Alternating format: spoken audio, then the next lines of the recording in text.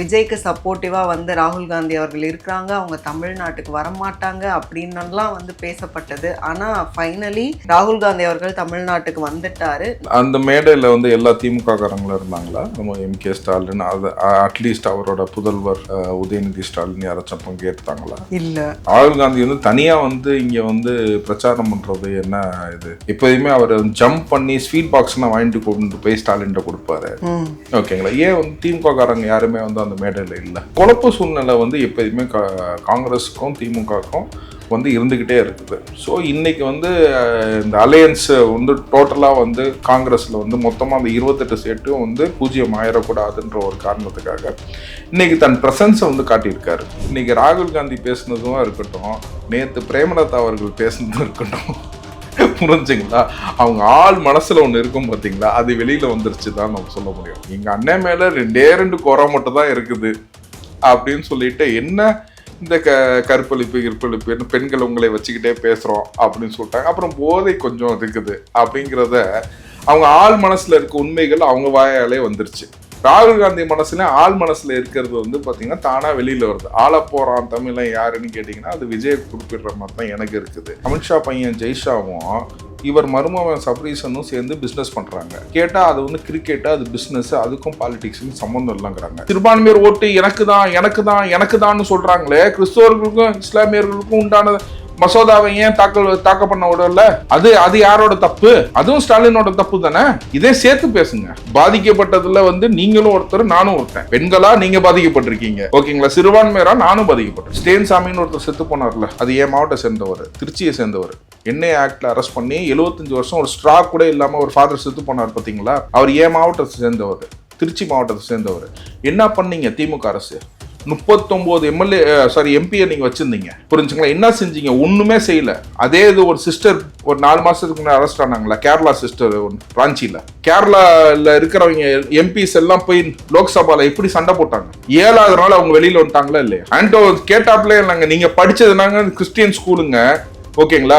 நீங்க கன்வெர்ட் ஆயிட்டீங்களான்னு கேட்டாங்க. நிர்மலா சீதாராமன் ஸ்ட்ரைட்டா கேட்டாங்க.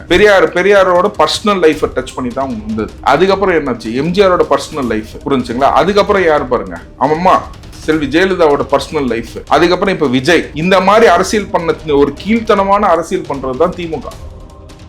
சித்திரை ஒன் மீடியா நேயர்களுக்கு வணக்கம். இன்றைக்கு நேர்காணலில் நம்ம கூட இணைஞ்சிருக்காங்க வழக்கறிஞர், அரசியல் விமர்சகர் திரு ஆரோக்கிய சதீஷ் அவர்கள். நிறைய கேள்விகள் கேட்க போகிறோம், வாங்க பேசலாம். வணக்கம் சார். வணக்கம். வணக்கம். அதாவது ராகுல் காந்தி அவர்களுடைய வருகை ரொம்ப நாளாக வந்து விஜய்க்கு சப்போர்ட்டிவாக வந்து ராகுல் காந்தி அவர்கள் இருக்கிறாங்க, அவங்க தமிழ்நாட்டுக்கு வரமாட்டாங்க அப்படின்னுலாம் வந்து பேசப்பட்டது. ஆனால் ஃபைனலி ராகுல் காந்தி அவர்கள் தமிழ்நாட்டுக்கு வந்துட்டாரு. நிறைய விஷயங்கள் வந்து பேசியிருக்கிறாரு. உங்களுடைய பார்வையில இருந்து அந்த மேடையில் வந்து எல்லா திமுக காரங்களும் இருந்தாங்களா? நம்ம எம்.கே. ஸ்டாலின், அது அட்லீஸ்ட் அவரோட புதல்வர் உதயநிதி ஸ்டாலின் யாராச்சும் பங்கேற்றாங்களா?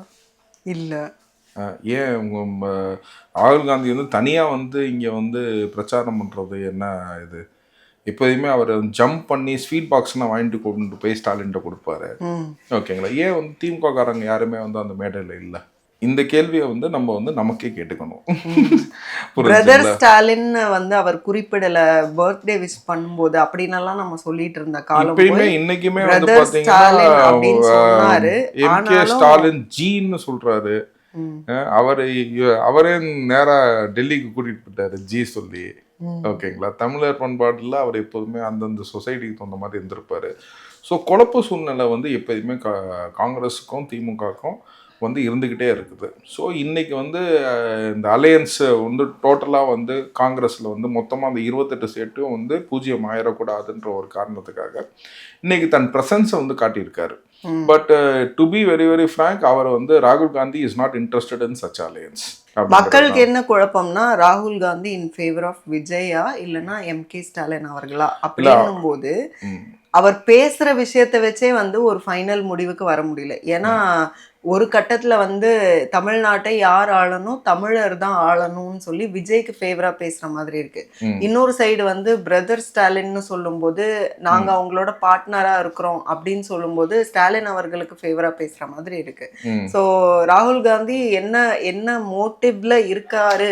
அவர் வந்து ஆள போறான் தமிழத்தை வந்து விஜயை நோக்கி தான் அவர் வந்து, அதாவது என்னன்னு கேட்டீங்கன்னா, இன்னைக்கு ராகுல் காந்தி பேசுனதும் இருக்கட்டும், நேற்று பிரேமலதா அவர்கள் பேசுனதும் இருக்கட்டும், புரிஞ்சுங்களா, அவங்க ஆள் மனசுல ஒண்ணு இருக்கும் பாத்தீங்களா, அது வெளியில வந்துருச்சு தான் நம்ம சொல்ல முடியும். நேற்று பிரேமலதா அக்கா பேசுனதுல என்னன்னு கேட்டீங்கன்னா, அதுக்கு முன்னாடி நான் வந்து விஜயை பத்தி பேசினாங்க. ஆனா அன்னைக்கு வந்து என்ன பேசினாங்க, எங்க அண்ணன் மேல 2 குறை மட்டும் தான் இருக்குது அப்படின்னு சொல்லிட்டு, என்ன இந்த கற்பழிப்பு கிற்பழிப்பு பெண்கள் உங்களை வச்சுக்கிட்டே பேசுறோம் அப்படின்னு சொல்லிட்டாங்க. அப்புறம் போதை கொஞ்சம் இருக்குது அப்படிங்கிறத அவங்க ஆள் மனசுல இருக்க உண்மைகள் அவங்க வாயாலே வந்துருச்சு. அதே மாதிரி வந்து பாத்தீங்கன்னா இன்னைக்கு ராகுல் காந்தி மனசுல ஆள் மனசுல இருக்கிறது வந்து பாத்தீங்கன்னா தானா வெளியில வருது. ஆள போறான் தமிழன் யாருன்னு கேட்டீங்கன்னா அது விஜய் குறிப்பிடுற மாதிரி தான் எனக்கு இருக்குது. ஏன்னா இவங்க தமிழா இல்லையான்றதே ஒரு பெரிய கொஸ்டின் மார்க்கு. புரிஞ்சுங்களா, இவங்களா ஒரு கம்யூனிட்டியில வந்து பாத்தீங்கன்னா ஜென்ரலா வந்து ஒரு மைனாரிட்டி கம்யூனிட்டியாவே இருக்கட்டும், ஓகேங்களா, அவங்க சமுதாயம் எங்கேருந்து வந்துச்சு ஏது வந்துச்சு, இன்னைக்கு தமிழ்நாட்டில் ஏற்றுக்கிட்ட சமுதாயமாக இருந்தால் கூட வந்து பார்த்தீங்கன்னா இந்த கம்யூனிட்டியில் இருக்கிறவங்களே வந்து பார்த்தீங்கன்னா ரொம்ப லிமிட்டடாக இருக்கிறாங்க, எங்கே இருக்கிறாங்க. ஸோ இவங்க வந்து இனப்படுத்தவர்கள் தான் வந்து நம்ம சொல்கிறாங்க. ஸோ அந்த வகையில் வந்து பார்த்தீங்கன்னா வந்து ஸ்டாலின் அவர்களே வந்து தமிழ் கிடையாது அப்படிங்கும் போது இது விஜய் மட்டும் தான் குறிக்குது அப்படிங்கறதா என்னோட பார்வை. தொகுதி மறுவரையறை அந்த மசோதா பாருங்க கேன்சல், அதாவது ஒர்க் அவுட் ஆகல. அப்ப வந்து இதுக்கு வந்து அதாவது நம்மளுடைய அந்த போராட்டம் அப்படிங்கிறது முக்கியமான விஷயமாக இருந்ததுன்னு சொல்லி ஸ்டாலின் அவர்கள் வந்து சொல்றாங்க. அப்போ வந்து மு.க. ஸ்டாலின் அவர்களை பொறுத்த வரைக்கும் அவங்க திமுக சார்பாக எப்பவுமே பிஜேபியை எதிர்ப்பவராக இருக்கிறாங்க அப்படிங்கிற ஒரு டோன் வந்து அவர்கிட்ட தெரியுது. ஆனா விஜய் அவர்கள் வந்து எப்பவுமே பிஜேபியை எதிர்த்து பேசுறது கிடையாது. ஏன்னா அவங்க வந்து ஆஃப்டர் எலெக்ஷன் வந்து இந்த கரூர் விஷயத்த காமிச்சு வந்து அவங்க பயமுறுத்துறாங்க. ஆஃப்டர் எலெக்ஷன் வந்து சீட்ஸ் எவ்வளோ வருதுங்கிறத பார்த்துக்கிட்டு அதுக்கப்புறமா கூட்டணி வரேன்னு சொல்லி விஜய் பேசியிருக்கிறாரு. அப்ப வந்து பிஜேபியோட அவர் வந்து இன்னும் அலையன்ஸ் வைக்க தான் போறாரு, அந்த டோன்ல தான் இருக்கிறாரு விஜய். ஆனா வந்து மக்கள் கிட்ட நடிக்கிறதெல்லாம் வந்து இல்ல, அவங்களோட எப்பவும் கூட்டணி இல்லைன்னு சொல்லி விஜய் நடிக்கிறாருன்னு வந்து பேசப்படுது. இது பேசப்படுறது. ஆனா உண்மை சூழ்நிலை நீங்க என்னன்னு கேட்டீங்கன்னா, இவங்க 2 பேரும் சேர்ந்து பிஸ்னஸ் பண்றாங்க. கேட்டிங்கன்னா அமித்ஷா பையன் ஜெய்ஷாவும் இவர் மருமகன் சபரீசனும் சேர்ந்து பிஸ்னஸ் பண்ணுறாங்க. கேட்டால் அது வந்து கிரிக்கெட்டு, அது பிஸ்னஸ், அதுக்கும் பாலிடிக்ஸுக்கும் சம்மந்தம் இல்லைங்கிறாங்க. சேர்ந்து நல்லா சம்பாதிக்கிறவங்க இப்போ ஐபிஎல்ல 2 பேருமே தான் சேர்ந்து இருக்கிறாங்க. சபரீசனும் வந்து ஜெய்ஷாவும் வந்து சேர்ந்துருக்காங்க. ப்ளஸ் இன்னொன்று வந்து பார்த்திங்கன்னா அம்பானியோட தொழிற்சாலைக்கும் அதானி தொழிற்சாலைக்குமே நம்ம வந்து பார்த்திங்கன்னா எல்லாருமே வந்து இது டைரக்ட் பினாமிஸ் ஆஃப் மோடியா, போனியோட பினாமி இவங்களான்றது தெரியாத ஒரு குழப்பத்தில் இருக்கும் போது அவங்களுக்கு நிலம் கொடுக்கறதும் அவங்களுக்கு வந்து இடத்த அலோகேட் பண்ணி கொடுக்கறதுக்கும் வந்து இந்த டிஎம்கே அரசு வந்து செயல்பட்டிருக்கு. அப்படிங்கும் போது இவங்க பிஜேபியோட பி டீமா பிஜேபியோட பி டீமாங்கிறது மக்களே அனலைஸ் பண்ணட்டும். ஏன்னா இன்ன வரைக்கும் தேர் இஸ் நோ ரிலேஷன்ஷிப். உங்க பராசக்தி படம் கூட வந்து பாத்தீங்கன்னா டோட்டல் படக்குழு நேரா போய் மோடி பொங்கல் கொண்டாடுது. புரிஞ்சுங்களா, இங்க ஜனநாயக படம் ரிலீஸ் கூட ஆக முடியல. புரிஞ்சுங்களா, இந்த டஃப்பை கொடுக்கறத வந்து விஜய் வந்து பிஜேபி பி டீமா பராசக்தி படக்குழுவோட மொத்தமா போய் மோடி பொங்கல் கொண்டாடிட்டு வந்த இவங்க வந்து பி டீமாங்கிறது மக்கள் முடிவு பண்ணட்டும். புரிஞ்சுங்களா, இந்த மாதிரி பொய்யா பேசுறது, இது டீலிமிட்டேஷனை மட்டுமே அவங்க ஸ்டாப் பண்ணல. நேத்து வந்து பாத்தீங்கன்னா பெண்களுக்கு உண்டான 33% ஒதுக்கிட்டு இருக்கு, அதுவும் ஸ்டாப் ஆச்சா? மைனாரிட்டிஸ்க்கு உண்டானதும் ஸ்டாப் ஆச்சா? அந்த பொறுப்பையும் வந்து மிஸ்டர் ஸ்டாலினே ஏத்துக்குவாரா? புரிஞ்சுங்களா, இந்த கிளைம் பண்றாருல டீலிமிட்டேஷன் தான் போய் அந்த டிராக்டரை நிப்பாட்டின மாதிரி பலத்தை கட்டுறாரு, அவர் தானே இதை நிப்பாட்டினாரு. பெண்களுக்கு உண்டான 33% அதை தனியா கொண்டு வந்து அதுக்கு நாங்க சப்போர்ட் பண்றோம்னு நம்ம சொல்லியிருக்கணுமா வேணாமா? புரிஞ்சுங்களா, பெண்களுக்கு உண்டான 33% அதுவும் நேற்று மசோதா அதுவும் தாக்கப்பட்டுச்சுல்ல, அதே நிப்பாட்டினது யாரு? திமுக அரசு தானே. சிறுபான்மையர் மக்கள் இன்னைக்கு சிறுபான்மையர் ஓட்டு எனக்கு தான் சொல்றாங்களே, கிறிஸ்தவர்களுக்கும் இஸ்லாமியர்களுக்கும் உண்டான மசோதாவை ஏன் தாக்க பண்ண விடல? அது யாரோட தப்பு? அதுவும் ஸ்டாலினோட தப்பு தானே. இதே சேர்த்து பேசுங்க. புரிஞ்சுங்களா, பாதிக்கப்பட்டதுல வந்து நீங்களும் ஒருத்தர் நானும் ஒருத்தன். பெண்களா நீங்க பாதிக்கப்பட்டிருக்கீங்க, ஓகேங்களா, சிறுபான்மையரா நானும் பாதிக்கப்பட்டிருக்கேன். இதுக்கு யாரு கட்டைய போட்டதுன்னு கேட்டீங்கன்னா இதுல திமுக அரசு தான் கட்டைய போட்டது. இல்ல அவங்க சைடு வந்து அது குற்றச்சாட்டுகள் எல்லாமே பிஜேபி மேல இருக்கு. ஏங்க அதுதாங்க சொல்றேன், 33%க்கு நீங்க வரவேற்றிருக்கணுமா வேணாமாங்க? நீங்க 33% கொண்டு வரேன்னு சொல்றாங்கல்ல, அதை வரவேற்றிருக்கணும், அந்த பில்லை வரவேற்றிருக்கணுமா வேணாமா? புரிஞ்சுங்களா, இது மைனாரிட்டிஸ்க்கு கொண்டு வந்த பில்லை நீங்கள் வரவேற்றிருக்கணுமா வேணாமா? அப்படிங்கும் போது இதை ஏன் இதுக்கு கட்டையை போட்டது யாருன்னு சொல்லுங்க. இதே சேர்த்து தானே வேணான்னு சொல்லிட்டீங்க. அப்படிங்கும் போது அதை எப்படி நம்ம ஹேண்டில் பண்ணணும்? அதை இவங்களுக்கு லோக்சபால என்ன பேசணும், ராஜ்யசபால என்ன பேசணும், எப்படி பேசணும், அங்கே என்ன நமக்கு வந்து பொறுப்பு இருக்கு, எதுவுமே தெரியாத ஒரு பொறுப்பற்ற அரசு தான். நான் இப்பயே நான் சொல்றேன் வந்து பார்த்தீங்கன்னா, ஸ்டேன் சாமின்னு ஒருத்தர் செத்து போனார்ல, அது என் மாவட்டத்தை சேர்ந்தவர், திருச்சியை சேர்ந்தவர். என்ஐ ஆக்டில் அரெஸ்ட் பண்ணி 75 வருஷம் ஒரு ஸ்ட்ரா கூட இல்லாமல் ஒரு ஃபாதர் செத்து போனார் பார்த்தீங்களா? அவர் என் மாவட்டத்தை சேர்ந்தவர், திருச்சி மாவட்டத்தை சேர்ந்தவர். என்ன பண்ணீங்க திமுக அரசு? 39 எம்பியை நீங்கள் வச்சுருந்தீங்க, புரிஞ்சுங்களா? என்ன செஞ்சீங்க? ஒன்றுமே செய்யல. அதே இது ஒரு சிஸ்டர் ஒரு 4 மாதத்துக்கு முன்னாடி அரெஸ்ட் ஆனாங்களா, கேரளா சிஸ்டர் ராஞ்சியில். கேரளாவில் இருக்கிறவங்க எம்பிஸ் எல்லாம் போய் லோக்சபாவில் எப்படி சண்டை போட்டாங்க? 7வது நாள் அவங்க வெளியில் வந்துட்டாங்களா இல்லையா? ஆண்டோ கேட்டாப்லே இல்லைங்க, நீங்க படிச்சதுனாங்க கிறிஸ்டியன் ஸ்கூலுங்க, ஓகேங்களா, நீங்க கன்வெர்ட் ஆயிட்டீங்களான்னு கேட்டாங்க. நீங்க நிர்மலா சீதாராமன் ஸ்ட்ரைட்டா கேட்டாங்க, நீங்க படிச்சதுன்னா கிறிஸ்டியன் ஸ்கூலு, நீங்க கன்வெர்ட் ஆயிட்டீங்களான்னு கேட்டாங்க. அமித்ஷா ரெக்வஸ்டும் வச்சாங்க, காங்கிரஸ் போய் அமித்ஷாட்ட ரெக்வஸ்டும் வச்சாங்க, சண்டையும் போட்டாங்க, ரெக்வஸ்டும் வச்சாங்க. 7வது நாள்ல வெளில வந்தாங்க அந்த சிஸ்டர். இந்த திமுக அரசு என்னங்க பண்ணிருக்கு? சிறுபான்மையருக்கு என்ன பண்ணிருக்குன்னு சொல்லுங்க. ஸ்டான் சாமிக்கு இவங்க வச்சது வந்து மலர் வளையம் மட்டும்தாங்க. மக்கள் மறந்து போயிடுவாங்கங்க, மக்கள் மறந்து போயிடுவாங்க. நான் திரும்ப திரும்ப ஞாபகப்படுத்தணும், இவங்களுக்கு இவ்வளோ எம்பி இருந்து கூட லோக்சபால போய் என்ன பேசியிருக்காங்க? இவங்களுக்கு லோக்சபால என்ன பேசணும், ராஜ்யசபால என்ன பேசணும், ஸ்டேட் அசம்பிளியில என்ன பேசணும்ன்ற ஒரு வரமுறைவே கிடையாது. கேட்டா 75 வருஷம் பாங்க. 75 வருஷம் இவங்க அரசியல் என்ன தெரியுங்களா? ஓகேங்களா, இவன் வந்து தப்பு. ஃபர்ஸ்ட் என்னன்னு சொன்னாங்க, பெரியார் வந்து இதை வச்சு இவங்க ஃபர்ஸ்ட் ஆரம்பமே 1959 நினைக்கிறேன், சரி 59 49 இவங்க ஆரம்பிக்கும் போதே யோசிச்சு பாருங்க. பெரியாரோட பர்சனல் லைஃபை டச் பண்ணி தான் வந்தது. அதுக்கப்புறம் என்னாச்சு, எம்ஜிஆரோட பர்சனல் லைஃப், புரிஞ்சுங்களா? அதுக்கப்புறம் யார் பாருங்க, அம்மா செல்வி ஜெயலலிதாவோட பர்சனல் லைஃப், அதுக்கப்புறம் இப்ப விஜய். இந்த மாதிரி அரசியல் பண்ண ஒரு கீழ்த்தனமான அரசியல் பண்றதுதான் திமுக, புரிஞ்சுங்களா? இவங்களுக்கு வேற எதுவுமே தெரியாது, மக்களை பத்தி யோசிக்கவே மாட்டாங்க. சிறுபான்மையருக்கு என்ன பண்ணிட்டேன் என்ன பண்ணன்றத சொல்ல, நீ சொல்லி ஓட்டு கேள, நீ சொல்லி ஓட்டு கேள. அதை விட்டுவிட்டு என்ன கேட்டீங்கன்னா, இங்க இப்ப இது பண்ணலைங்களா, ரிட்டையர் ஆன ஒரு பிஷப்பை கூட்டிட்டு போய், ரிட்டையர் ஆன பிஷப் வந்து அவர் ஓட்டுக்கு அவர் மட்டும் தான் in charge, he doesn't hold the public office.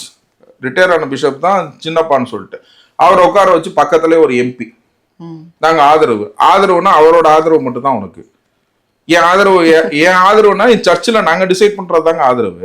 Retire ஆன பர்சன் கூட்டிட்டு வந்து அவர் 80 வயசு, அவருக்கு நினைவு இருக்குதான் நினைவு இல்லை கூட தெரியல, ட்ரெஸ் எல்லாம் போட்டு விட்டு, ஓகேங்களா, கூட்டிட்டு வந்து உட்கார வச்சு இந்த மாதிரி ஆதரவுன்றது. இதெல்லாம் மக்களுக்கு, ஏன்னா கிறிஸ்துவனா இருக்க எல்லாத்துக்குமே தெரியுங்களா, ஏன்னாங்க அவர் ரிட்டையர் ஆயிட்டாரு, அவருக்கு எதுக்கும் சம்மந்தம் இல்லை. சர்ச்சில் இருந்து அவருக்கு காசு கொடுக்குறாங்க, அவர் சோறு சமைச்சு சாப்பிட்டுக்கிறாரு, புரிஞ்சுங்களா? அவருக்கு இதுக்கு சம்மந்தமே கிடையாது. அதை வந்து பாத்தீங்கன்னா அவங்க டிவியில போட்டு கட்டுறது, கிறிஸ்தவர்களுக்கு ஆதரவு, கிறிஸ்தவ, இது போலி பிம்பத்தை நீனே கிரியேட் பண்றிய. ஒரு கிறிஸ்தவனும் வந்து சண்டே சர்ச்சுக்கு போறான்ல, அவனுக்கு தெரியாதா இவர் ரிட்டையர் ஆயிட்டாரா ரிட்டையர் ஆகலையான்னு? புரிஞ்சுக்கலாம். இதே மாதிரி ஒரு போலி நேத்து கூட வந்து பாத்தீங்கன்னா ஒரு போலி அறிக்கை, கையெழுத்தே இல்லாத ஒரு அறிக்கையை வந்து பாத்தீங்கன்னா ஆதரவா இருக்கிற மாதிரி நிறைய ஆயர்கள், பங்கு தந்தைகள் எல்லாருமே வந்து போயிட்டு இந்த மாதிரி டிஎம்கேக்கு ஓட் பண்ணுங்கன்னு சொல்லி அவங்களுக்கு ஆதரவு திரட்டுறதாவும் மக்கள் வந்து விரட்டி அடிக்கிறதாவும் நாங்க நியூஸ் கேள்விப்படுறோம். அப்புறம் நீங்களே நியூஸ் கேள்விப்படுறீங்க. அதாவது ஆயர்கள் அதை நீங்க சொல்லாதீங்க. ஓகே, சில இடத்துல வந்து சில ஃபாதர்ஸ் வந்து இந்த மாதிரி பண்ணியிருக்காங்க, சில ஃபாதர்ஸும் பாஸ்டர்ஸும் பண்றாங்க. பாஸ்டர்ஸ்க்குனா 1 லட்ச ரூபா வரைக்கும் காசு கொடுத்துருக்காங்க, ஓகேங்களா? இப்படிதான் கொடுத்து, ஏன்னு கேட்டீங்கன்னா நான் என்ன சொல்றேன்னா, ஒரு பாஸ்டர் ஒரு சர்ச்சில் வந்து மினிமமா ஒரு 200 பேர்ல இருந்து 2000 பேர் வரைக்கும் இருப்பாங்களா, ஓகேங்களா? அந்த 200 பேரை நீங்க ஒன்னா நீங்க உட்கார வச்சு நீங்க ஒரு இடத்துல நீங்க வந்து கேம்பெயின் பண்ண முடியுமா? ஸோ அதுக்காக அவங்களுக்கு வந்து அந்த துண்டு சீட்டு மாதிரி அந்த பாஸ்டருக்குன்னா வந்து பார்த்தீங்கன்னா 1 லட்ச ரூபாய் கொடுத்துட்டு இவங்க அங்கே போய் நின்று கேம்பெயின் பண்ணி, நான் தான் சொன்னேன், எலெக்ஷன் பர்மிஷனில் வந்து if you going to do a canvassing அப்படின்னா you have to take the permission of the premises. அப்படிங்கும் போது இந்த பாஸ்டர்னா எப்படி சாப்பிட்றாங்கிறீங்க? இங்கே வர இந்த 200 ஃபேமிலிஸ் கொடுக்குற காசை வச்சு தான் அவங்க வாழ்கிறாங்க. நீங்கள் இந்த மாதிரி உங்கள் பாஸ்டர் இந்த மாதிரி பண்ணாருன்னா அந்த சர்ச்சுக்கு நீங்கள் போகாதீங்க, வேற சர்ச்சுக்கு நீங்க போக ஆரம்பிங்க. அந்த மாதிரி வந்து அரசியல்ல வந்து பாத்தீங்கன்னா religious leaders should stay away from பாலிடிக்ஸ்ங்கிறத நம்ம வலியுறுத்திக்கிட்டே இருக்கோம். எங்க ஆர்கனைசேஷன் நிறைய நாங்க வந்து இறங்கி பண்ணிருப்போம். இல்லைங்க, இப்ப என்னோட ஆர்கனைசேஷன் நீங்க எடுத்தீங்கன்னா பர்சனலாவே நீங்க எடுத்தீங்கன்னா தமிழ்நாடு கிறிஸ்துவ கூட்டமைப்போட துணைத் தலைவர் நான். புரிஞ்சுங்களா? இன்ன வரைக்கும் வந்து தமிழ்நாடு கிறிஸ்துவ கூட்டமைப்பு ஆதரவுன்னு நான் சொல்லியிருக்கேன். தனியா வந்து ஆரோக்கிய சதீஷ் வழக்கறிஞரா தான் நான் பேசுறேன். என்னோட இந்த பதவியை வந்து நான் எங்கேயுமே நான் வந்து காட்டிக்கிட்டதே கிடையாது. ஏன்னா இந்த கூட்டமைப்பை பொறுத்த வரைக்கும் பாத்தீங்கன்னா திமுக காரனும் எங்க கூட்டமைப்புல இருக்காங்க, அதிமுக காரங்களும் இருக்காங்க, நாம் தமிழரும் இருக்காங்க, தாவேக காரரும் இருக்காங்க, நிறைய மாற்று சிந்தனை உள்ள நபர்களும் இந்த இதுல இருக்காங்க. சோ அப்ப நான் ஒரு பார்ட்டி அஃபிலியேஷன்ல இந்த டேக்ல நான் பேசுனேன்னா அது தவறு இல்லையா? நீ சர்ச்சுக்கு வந்து டிஎம்கே காரன் மட்டும் வரானா? ஏடிஎம்கே காரன் வரான், தாவேக காரன் வரான், மற்ற சிலர் வராங்க, நாம் தமிழர் வராங்க, எல்லாமே வராங்களா? அப்படிங்கும் போது இந்த ரிலீஜியஸ் லீடர்ஸ் எப்படி வந்து பேச முடியும்னு கேட்கிறேன். பேசுறது தப்பா இல்லைங்களா? இப்ப தமிழ்நாடு கிறிஸ்துவ கூட்டமைப்புங்கும் போது ஏன் எல்லாமே ஒரு கூட்டமைப்பு தாங்க. இதுல எல்லா கட்சிக்காரங்க மினிஸ்டர்ஸ் கொண்டு திமுகவில் இருக்க மினிஸ்டர்ஸ் முத கொண்டு எங்க கூட்டமைப்புல இருக்காங்க. நான் தான் துணைத் தலைவர். புரிஞ்சுங்களா? என்ன அப்படின்னு கேட்டீங்கன்னா கிறிஸ்தவர்களுக்கு ஏதாச்சும் பிரச்சனைனா நாங்க சேர்ந்து செயல்படுவோம். புரிஞ்சுங்களா? அந்த டேகை நான் யூஸ் பண்ணி தமிழ்நாடு கிறிஸ்துவ கூட்டமைப்பு ஆதரவுன்னு சொன்னா தவறாயிருமா ஆகாதா? ஸோ அது அந்த கெப்பாசிட்டியை வந்து I don't take it it self. நீங்க வந்து சீட் பண்றது, யூ ஆர் சீட்டிங். நான் வந்து தமிழ்நாடு கிறிஸ்துவ கூட்டமைப்பு வந்து இவங்களுக்கு ஆதரவு அவங்களுக்கு ஆதரவு, ஆனால் நான் ஆதரவுங்கிற வார்த்தையை நான் பயன்படுத்த மாட்டேன். எந்த கட்சிக்குமே நான் ஆதரவுங்கிற வார்த்தையை பயன்படுத்த மாட்டேன். இந்த கட்சிக்கு தான் நான் பேசுறேன்றதையும் நான் வந்து எந்த இடத்துலயுமே பயன்படுத்த மாட்டேன். ஏன்னா மக்கள் வந்து என்னன்னு கேட்டீங்கன்னா சிந்திச்சு ஓட்டு போடணும். அதுல வந்து நான் வந்து பெரியார் கொள்கை உள்ளவன். புரிஞ்சுங்க? பெரியார் ஒரே ஒரு தலைவர் தான். நான் சொல்றதை எல்லாத்தையும் அப்படியே கேட்டுக்காத. நீனே யோசி, நீ யோசிச்சு நீ முடிவு பண்ணி நீ வந்து செயல்படு அப்படின்னு சொல்லுவார். ஸோ என்னோட வார்த்தைகள் எல்லாம் நீங்க யோசிங்க. மக்கள்கிட்ட உங்க காணொலி மூலயமா நான் கேட்கறது என்னன்னா நீங்க யோசிங்க. யோசிச்சு உங்க பிள்ளைங்களுக்கு எப்படிப்பட்ட லைஃப் வேணும், ஓகேங்களா, திரும்பவும் நம்ம இப்படியே இருக்கணுமா, மாற்று வேணுமா வேணாமாங்கிறது நீங்க டிசைட் பண்ணிக்கோங்க. அதுதான் என்னோட கருத்து.